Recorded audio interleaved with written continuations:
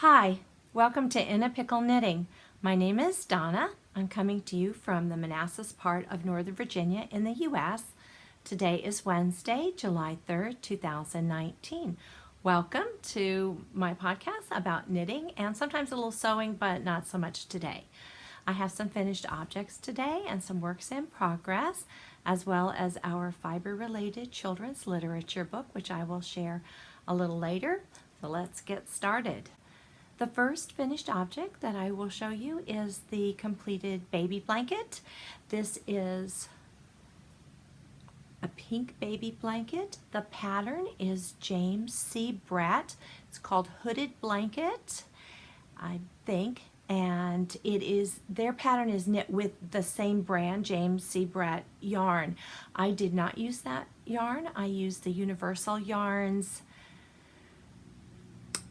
Well, I keep a project page, and I'm forgetting, it's Bella Chenille, maybe. I have a project page for all of my projects, and if you go on to that project page on Ravelry, you can click on the pattern to see where you might be able to get it. I purchased this pattern from a local yarn shop, the Hunt Country Yarn Shop, and out in the plains of Virginia, and I don't know that it's available on Ravelry, so it's one of those that you buy it and it's a leaflet. So you may be able to link to it and see where you might be able to purchase that pattern. And places that carry his yarn might be likely places to get that pattern. But I did get it at Hunt Country Yarns and several years ago. Don't know if they still have it. So it turned out 33 by 33, I think, right around there. And it's squishy and soft, and I love it. I love the pink. It's a little bit brighter pink, as baby pinks go. It's not a bright pink, but it's a little bit brighter than some pinks, and so I like that. So there's a finished object. Let's see. Don't want to throw that on the floor. My next finished object, I did finish the Sea Gleam Shawl, which is the Shawl Society 4 first shawl for this year. The Shawl Society is run by Curious Handmade. That's Helen Stewart. This skein, this shawl took 1.5 skeins of yarn. So if you were doing it in a single color, you could do it in 1.5 skeins. I did use 2 skeins, not all of the 2 skeins, because I had an indie dyed yarn. It was Adelaide Cottage yarn in the color Lorelei's Dream. I had purchased at the 2 different skeins at different times, and one looked a little bit darker than the other. So what I did was, this shawl's in 3 sections. I did the first section in the lighter. I did the middle section in the one that looked darker, and then I went back to the lighter one for the lace border. So you can get a little bit of a look here. I decided to add some beads to it.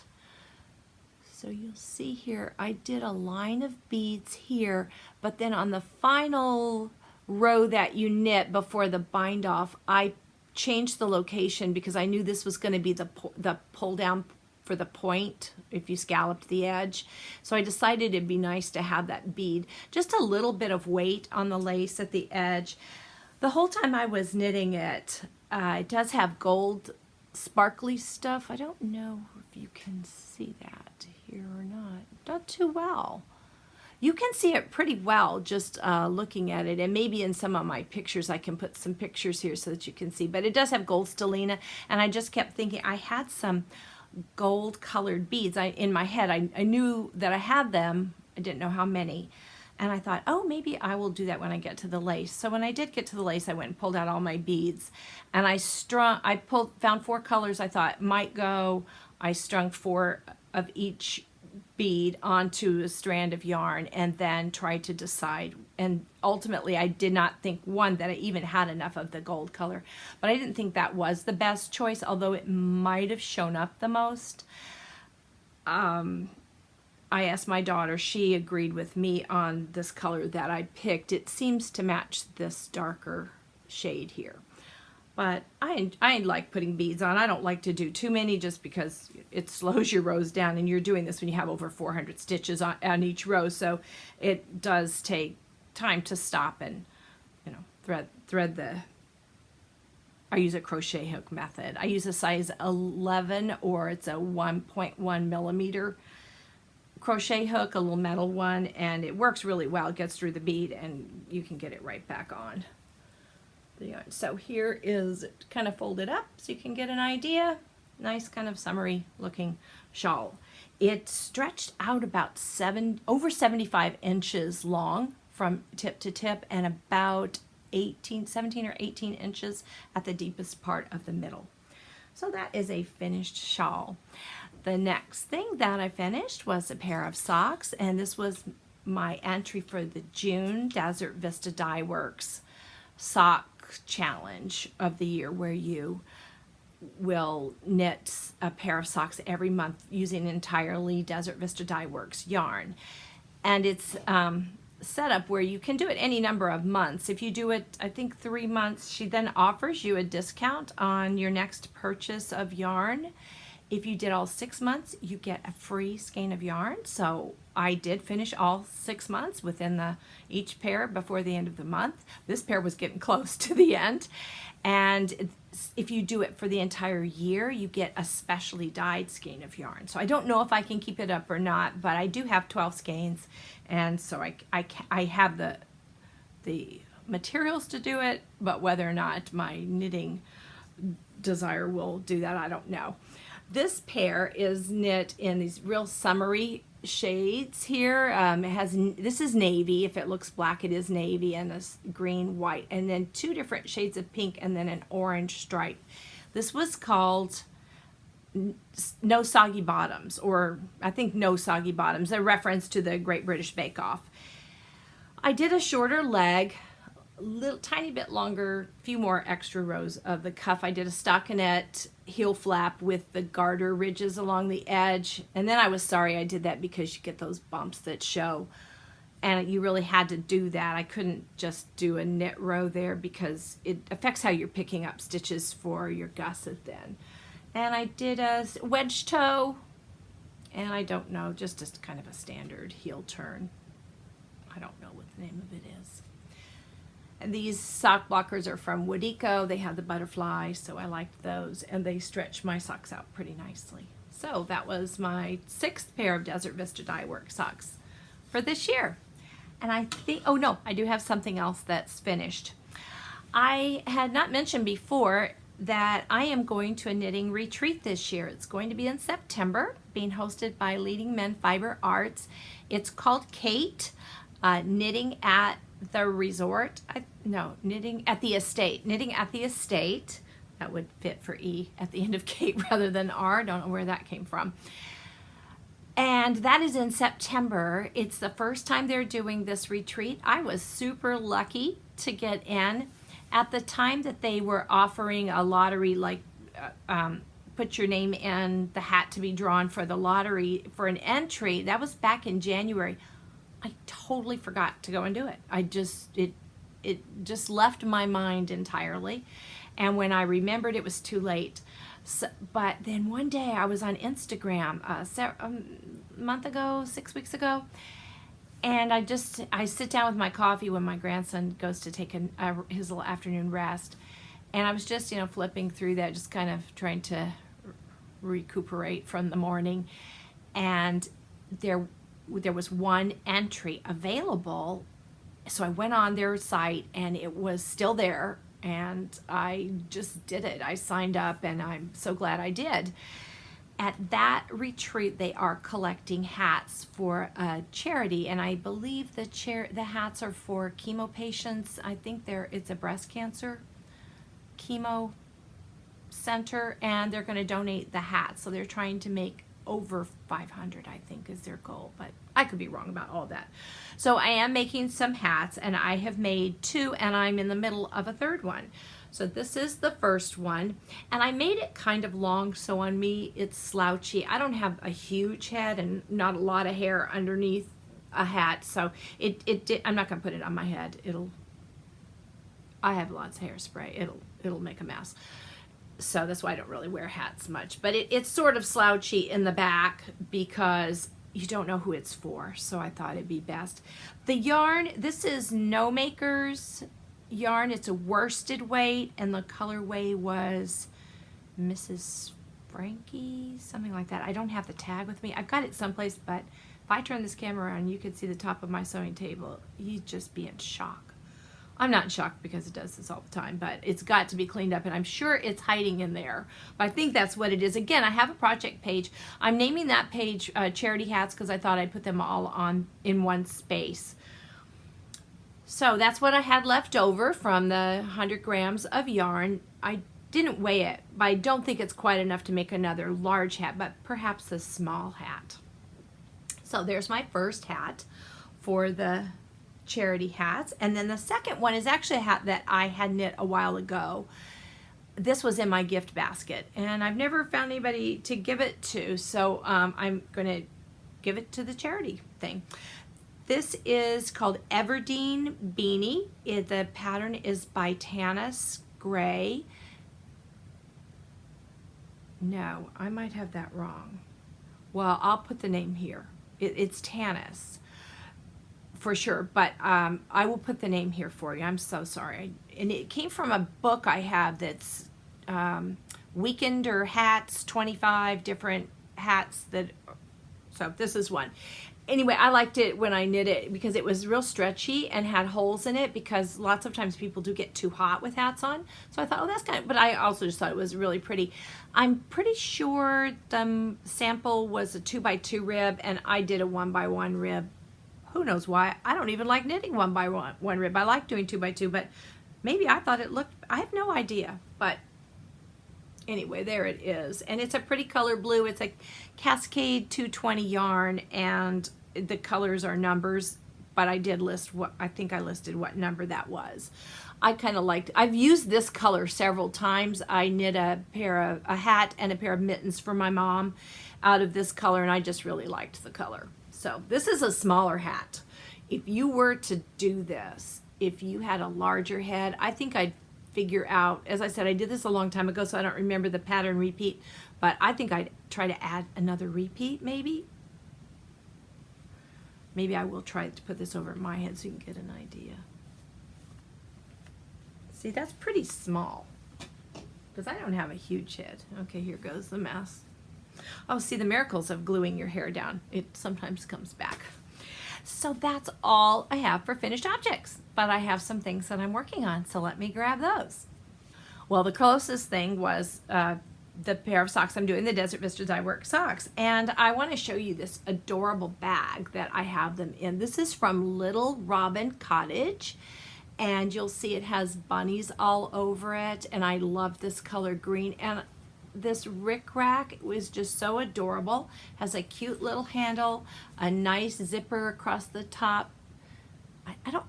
I think I might have ordered this separate, this really cute little bunny progress keeper, and it came with this tassel. It has canvas type fabric at the bottom. I just really thought that was cute. So inside is white polka dot, white on white polka dots. So here is my cake of yarn. So you can see some of the colors there. The name of this colorway is It's Me, Margaret, which is a takeoff from or inspired by the Hello God, It's Me, Margaret book by Judy Blume. And the most recent incarnation of this book, this is a really old novel. It's very popular with young teen girls. My daughter read this a lot, and so I decided I'd make these socks for her. But it's Me, Margaret, and it's on the Viso base from Desert Vista Dyeworks, and there's their business card that she sends along. This is the Little Robin Cottage. This is her tag. And she is on Etsy. I don't know if you'll be able to read that or not. If not, I'll put, if you look below the video, that little arrow that comes down, that's where I put the show notes. So I will put the links to these things in there. So So let me show you what I've done so far. My daughter has smaller feet than I do, and probably not. She has a flat foot and hardly any arch, so she doesn't need the extra space for the arch like I do. So I'm going to do an afterthought heel on these, probably without even doing extra rounds before I start the decreases, maybe 2 instead of the typical 4. So this is 64 stitches, and I am usually doing 72. Like on this pair of socks, this was 72 stitches. Still the size 1 needle. This is still the size 1 needle. It's the Chai-Gu mini twist with that really flexible thin cord that has metal in it, so it keeps it, it's sturdy but it's flexible. And I did, this time I did order a mini skein, and I don't remember what the name of that mini skein color was. Oh, I had it, it's a teeny tiny little band, and it's probably in this bag. Oh, it is, okay. It's called Sky, the color of the, so I'm gonna, I don't think it's enough for heels also, but I'm just going to use the self-striping yarn because I like that heel that you get with self-striping yarn as an afterthought heel. So I'm just going to knit along 2, put the toe on, and come back and put the afterthought, true afterthought heel in. I don't leave a mark or anything. I just cut it and put it in. I've watched the Kirby Werby demonstration, and that's pretty similar to what I do, but that's not where I learned it. I had been doing it for a long time before I watched that, which is an excellent video for an afterthought heel. But that's pretty much how I do it, if I recall. When I watched it, I thought, okay, yeah, that's pretty much what I'm already doing. Okay, the next thing I'm working on, I mentioned I was making another hat for, and I'm going to continue to make hats until I actually get to the retreat. This one is being knit from Knit Picks Felici in the worsted weight, and this colorway is called Hibiscus. But it reminds me a lot of the colorway that it's not entirely the same at all, but it just something about knitting with it reminds me of when I did my Vista Dyeworks socks in the colorway Dahlias. Some of these colors remind me of that. I cast on 112 stitches, I think, and I'm using a size 5, US size 5 Chai-Gu fixed circular 16-inch with the short tips, and just did 2x2 rib, and I'm knitting around, and I've finished a repeat with 6 stripes. So this was one, well, probably halfway in there, because this wasn't a full stripe of the purple, I don't think. Maybe it was, I don't know.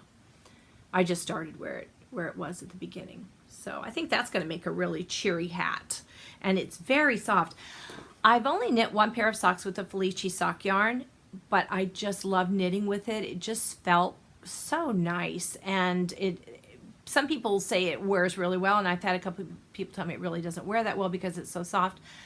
But this feels exactly the same, other than it being worsted weight. It feels like knitting with that Felici sock yarn. It's really soft, and I think it was reasonably priced. I don't remember the price. I bought it sometime last year when I was ordering some other things, and I just thought, oh, worsted, because I don't think they don't have it right now. So I don't think they always have the worsted and the self-striping. But I thought, hey, that's a great hat. It would make nice house socks too. It feels really good, and it's a 75 superwash merino and 25% nylon, so it has the nylon to keep it sturdy if you did make some house socks out of it. So I'm really liking doing that. I had not mentioned the dishcloths too much. Dishcloths are my morning knitting when I go to my daughter's to wait for my grandson. So she leaves for work early, and he's oftentimes asleep. So I need something that, one, I can see without my magnifier. Dishcloths fit. I don't need to, something on big needles, and I don't have to really think about it, just sit there till he wakes up. But I stopped on this dish towel because I was working on the blanket, because that was an easy to memorize pattern. It's just a four row repeat, and it was just very easy, and I don't need a magnifier at all for that. That was a size 10.5 needle, I think. So I finished that, and then I started doing hats, because I can do hats there too. That's just round and round and round, and that's really nice to do too. So I have not gotten much progress on this. This is a sugar and cream yarn, variegated. It's a real cheery, summery looking color, and so I want to get it done, but I also want to get the hats done. So don't know what's going to happen with the dishcloths. I want to do the 52 in a year for sure.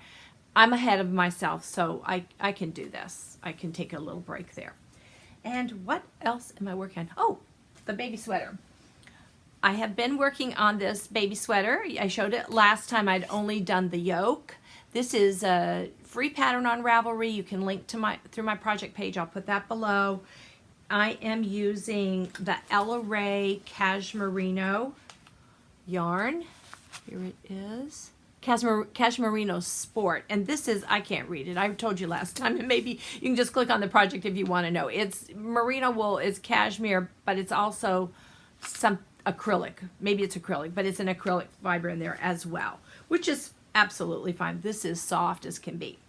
Where I am right now is, I can actually let the yarn go because I finished the first sleeve last night.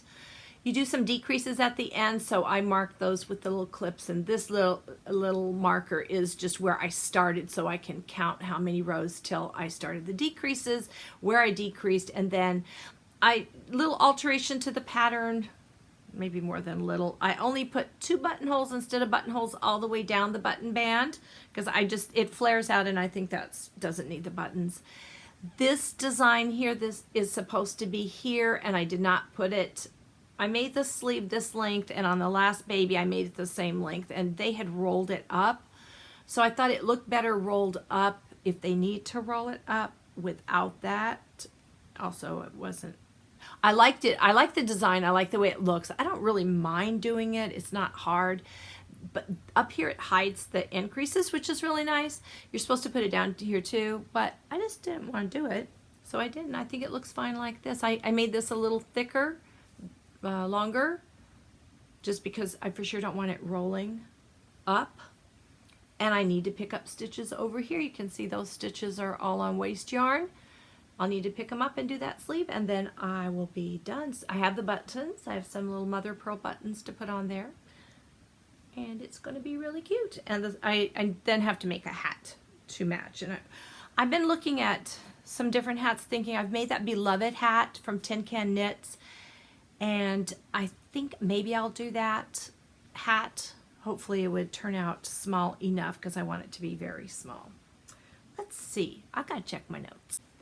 Well, that looks like all I am working on right now. So let's go ahead and do our children's literature book.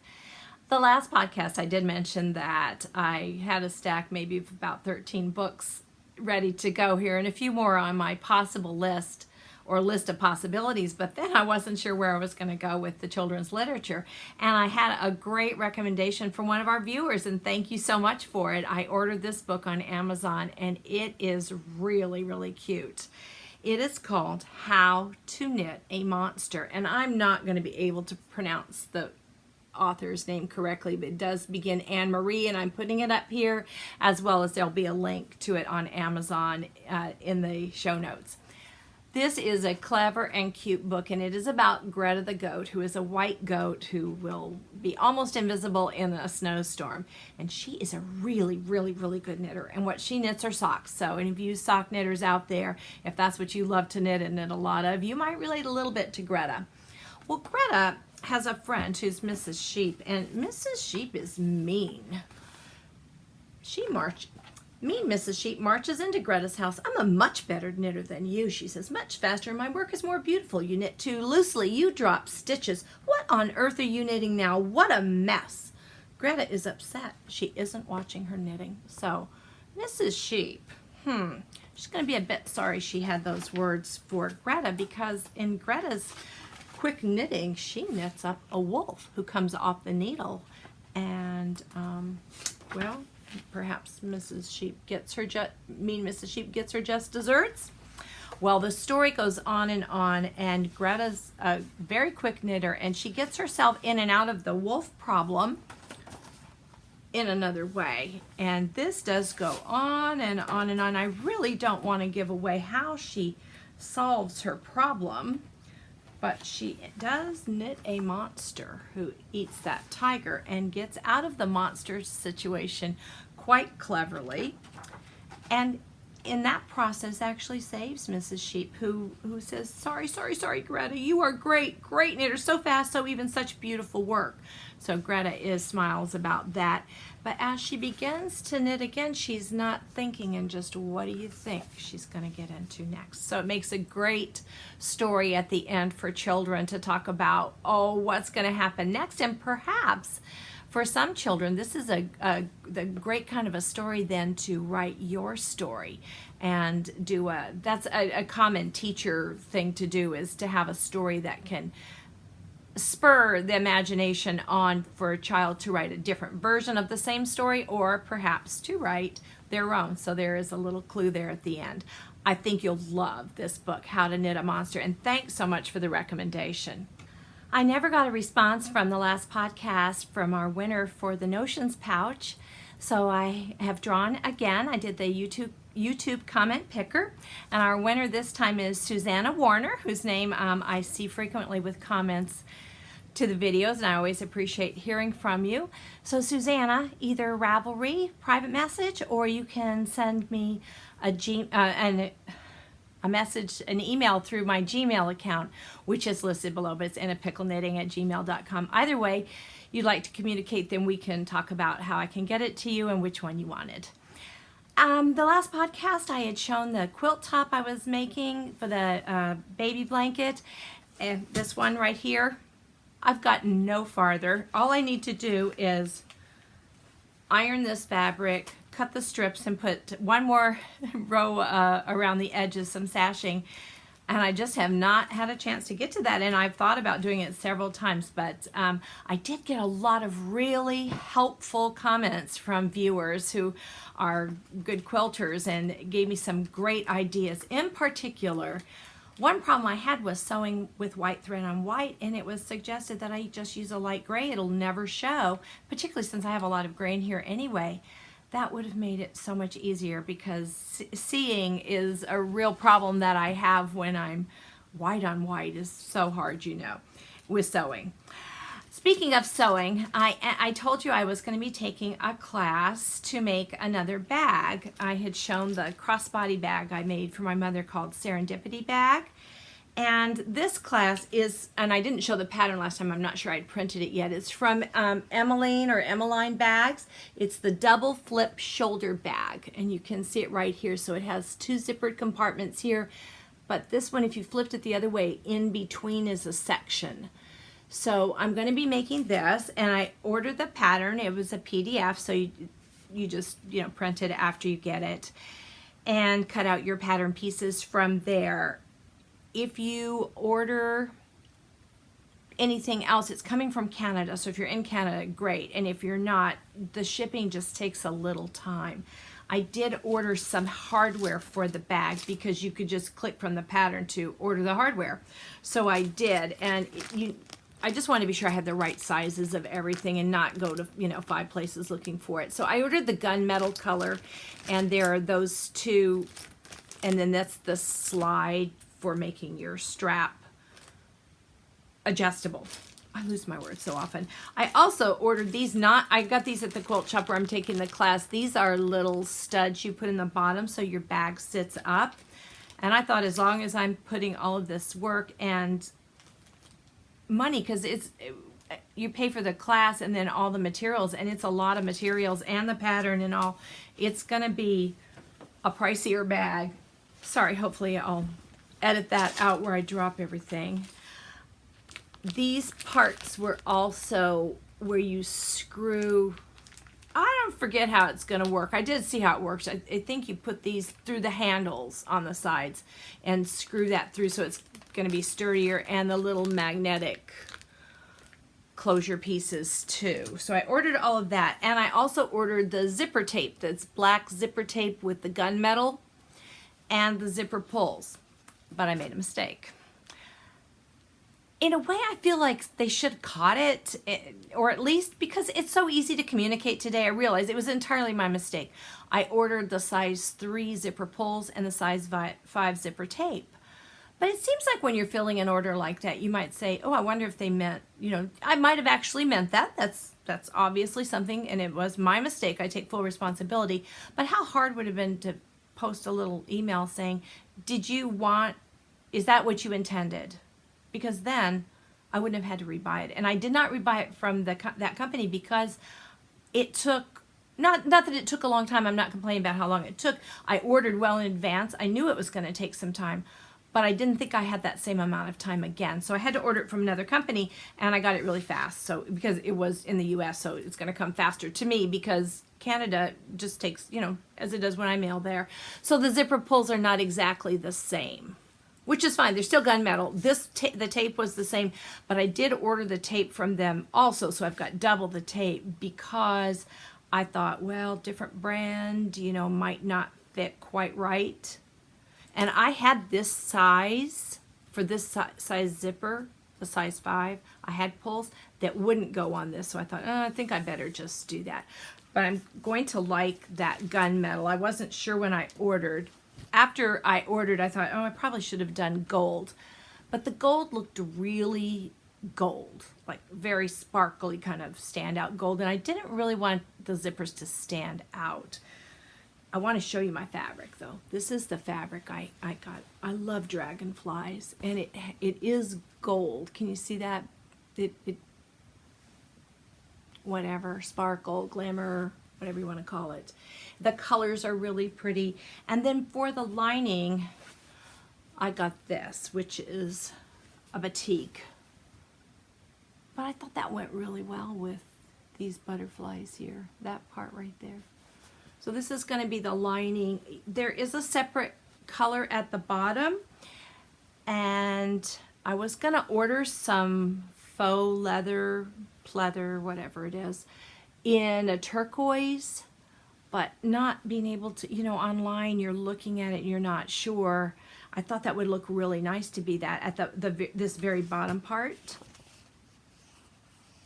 to be out of that, but I just wasn't sure it was going to be the right color because I looked at a lot of turquoises that weren't just things I had around the house, fabrics and yarns and things that weren't going to match it. So I thought, I better not. But I did see some by the roll over at Hobby Lobby, so I might get some of that and just practice sewing on it. Or I'm just going to do this at the bottom. I don't know. I don't want to do this at the bottom because I think it's too light. The bottom of a bag maybe it's better with something thicker and not in a lighter color, just because you sit it down. Even though I bought those legs, even though I did that, I'm slightly concerned. So anyway, I'm looking forward to the class. It's one of those things that's going to take a lot of time because you have to go Saturday for 6 or 7 hours and Sunday for 3 or 4. So that's wiping the weekend. My husband's saying, well, what am I supposed to do? Because he's a runner and he goes out and runs, and he's going to be running in a 6-hour run, and he doesn't want to do a long one that weekend, I think, because it'll be like bad timing. So I don't know what he's going to do. I always suggest, well, you could clean something, but that doesn't fly very well for him. It doesn't for me either. There is an Inapickleknitting group on Ravelry, and over there we do have some make-alongs going on. We have a baby project make-along. It was brought to my attention that I didn't mention if it could be for toddlers or not, but of course I always go for including more. If you're knitting or crocheting or making in any way for little people, we'll just say, for people who maybe under, say, kindergarten age. So if you're making for them, feel free to enter your objects over there and join us in for some of the chatter. There's some really cute things being shown over there in both both threads, finished object and the chatter thread. We also have a commercial sock yarn sock make-along for knit or crocheted socks, and there's lots and lots of socks over there. So if you're using any of the commercial brands, feel free to add those socks to that thread, finished object and chatter thread. And I'm going to draw for a prize next podcast, and it will be for a pattern because Ellie from Craft House Magic has given me a copy of her newest sock pattern, as well as one for someone in our group. This is the pattern she's just put out, Country Garden Socks, patterned by Ellie Jones. She's Craft House Magic. And this is the trellis around her garden, and these are the butterflies, and this is the grass. She also has this yarn that she is dyeing up. Her last podcast, she was having these colors in her update that has already happened. So you could check her site, Craft House Magic, and I'll put a link as well as put it on the screen here for you. And you might even be able to get that yarn because it does look so pretty on that. She said the blue is the sky and the green is the grass. So I thought that was a really clever pattern, and I'm going to be looking through my stash for some yarn to make that on. I'm trying not to buy yarn, but I'm very tempted to do that. Something else on the topic of socks, I did something I've never done before. I saw that Freckled Whimsy, who dyes sock yarn, and I've purchased her sock yarns before, had purchased a circular sock knitting machine, and she is offering her services to crank out some sock tubes for you or for customers. She has two options available, I think 60 stitches or 72, and since I knit on 72, I decided she was having a special running. So I decided, because I really do want to knit my yarn, I don't just want it to decorate things with, I want to use it, and I feel really guilty about not using it. And I also want to knit more socks for people, but just the time involved means it cuts out other knitting that I might want to do. So I found 5 skeins of my yarn that I wanted to get knit up for gifts this year and sent it off to her. The turnaround time was really great. Everything that, when it came back, she sent me an email, it was on its way, so I could be looking for it.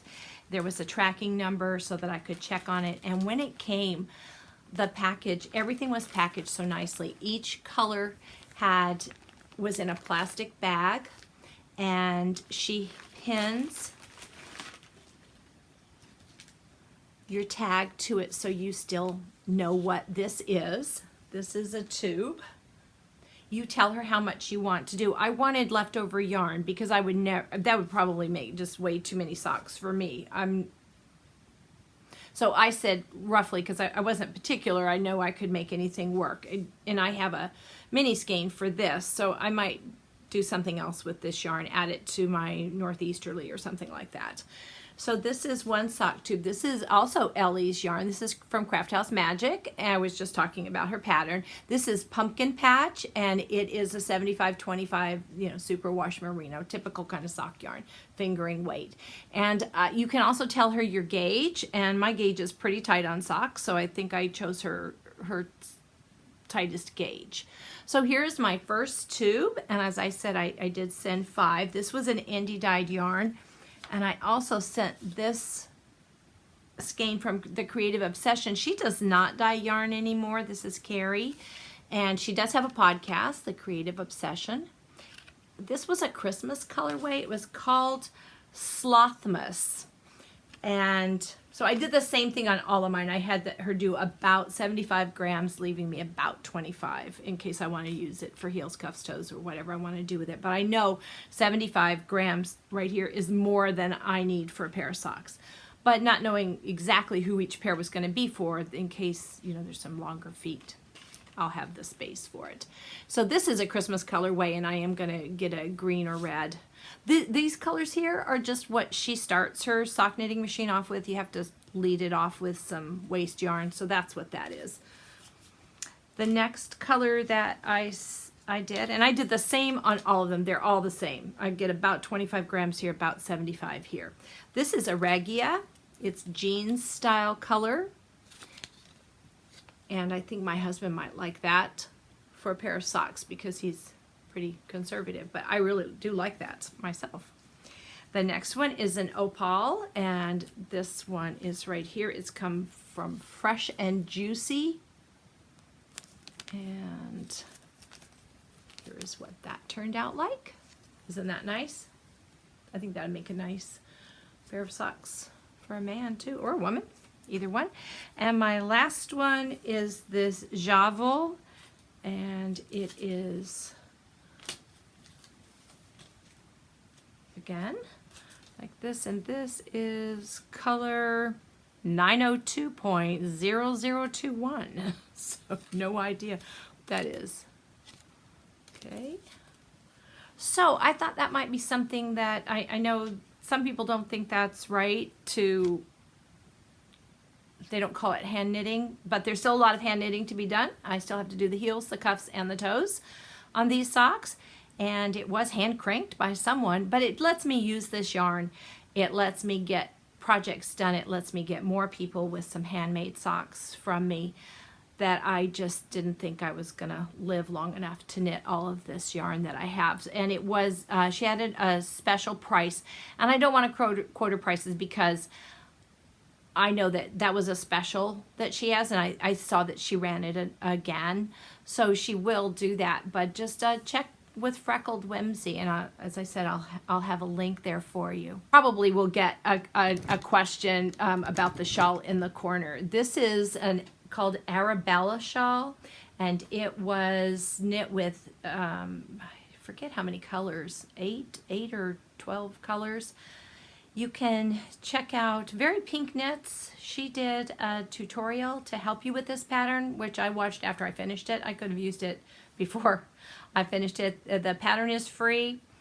I did buy a long braid of each of the different colors. They are singles, and it was an easy thing to knit, but the directions had some places that I was a little bit confused and actually did something wrong that I didn't take back because I just misunderstood what they said, which it was fine. It was fine. But if I'd continue doing what I was doing, I was going to run out of yarn in each color, and I realized that I'd misunderstood what to do, but it didn't really affect the shawl. It's really, really long, and I'll link to project page on my Ravelry project page for more details and pictures of it all laid out. Maybe I'll stick one in here too. Thanks for watching, and I hope you found something here you enjoyed, and I'll see you next time. Bye. So, Chef Cooper, what are you making today? Apple pie. Apple tart. Apple tarts. And what are you doing right now? Rolling them Dyeworks. You put a little flour on there with your puff pastry? Mm-hmm. Okay, that's looking good. Mm-hmm. I'm making it all so everybody in my family can have it. Okay.